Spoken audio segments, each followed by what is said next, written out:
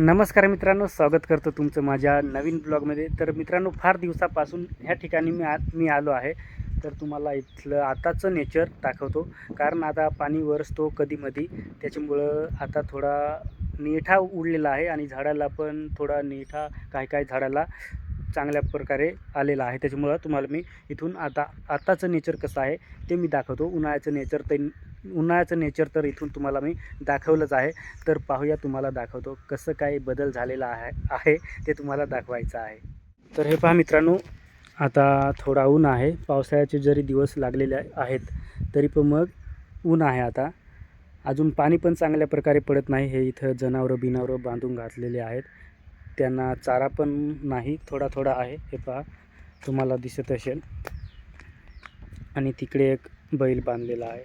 आता शेतीसाठी त्यांचंच काम येणार आहे मित्रांनो. तर इथून तुम्हाला मी नजारा दाखवतो कसा दिसतोय ते. हे पहा, काही झाडांना आता मस्त पालवी फुटलेली आहे आणि जास्त प्रमाणात अजून पाऊस झालेला नाही, त्याच्यामुळं अजून बाकीचे झाडं जसे आणि तसेच आहेत. हे पहा,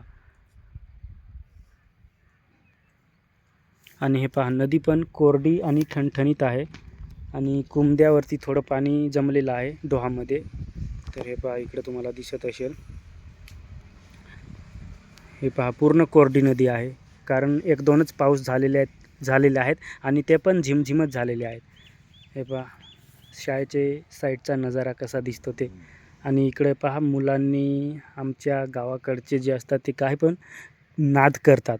त्याच्यामुळे हे पहा, बाटल्या बिटल्यांनी, जरी पालवी चांगल्या प्रकारे फुटली नाही पण बाटल्या बिटल्यांनी जे आहे ते झाडं सजवलेले आहेत. हे पहा, पण मस्त दिसतंय एकदम. नेचर जे आहे ते एकदम जबरदस्त दिसतंय. हे पहा, मस्त वाटतंय सगळं. हे पहा, मोकळं वातावरण.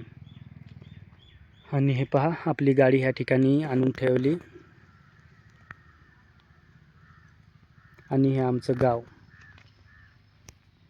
कसं गाव आहे पहा, तुम्हाला दिसत असेल. एकदम मस्त अशा प्रकारे. आणि ह्या ठिकाणी वडाचं झाड आहे आणि वडाच्या झाडाच्या खाली एकदम मस्त सावली असते. त्याच्यामुळं मित्रांनो, सगळे जे पोरे असतात, मुलं असतात, ते ह्या ठिकाणी येऊन बसतात आणि मस्त इथून जो नजारा आहे शाळेचा म्हणा किंवा ह्या साईडला नदीचा म्हणा, समोरचा म्हणा, एकदम मस्त नेचर इथं दिसतंय.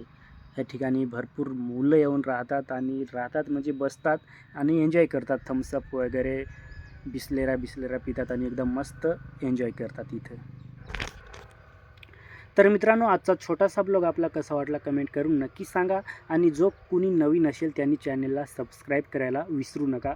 आज मी एकटा इथं आलो आणि कोणी जोडी नसतं, त्याच्यामुळं इथं येऊन मस्तपैकी बसलो थोडा वेळ.